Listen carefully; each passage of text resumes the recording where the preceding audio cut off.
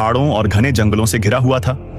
Liam नाम का एक बहादुर लड़का, जिसकी आंखें चमकीली हरी थीं, और एलेना नाम की एक जिज्ञासु लड़की, जिसकी आंखें उज्जवल नीली थीं, रात की रोमांचक खोज पर निकले।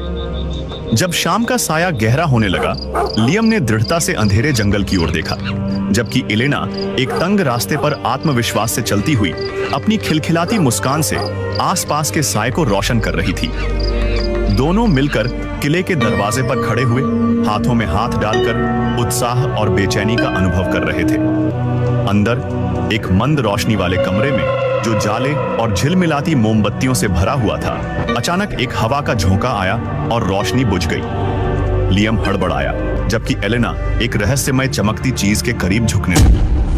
अचानक एक आत्मिक छाया प्रकट हुई, जो एलेना को अपनी चमकदार उपस्थिति से मोहित कर रही थी।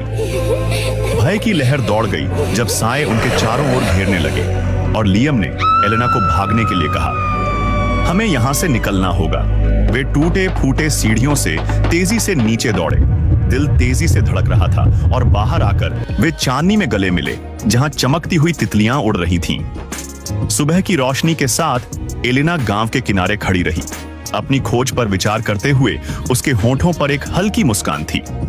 वह जानती थी कि किले की फुसफुसाहटें हमेशा उसके दिल में जीवित रहेंगी, एक ऐसी यादगार कहानी के रूप में जो हमेशा उसकी आत्मा को जागृत करती रहेगी।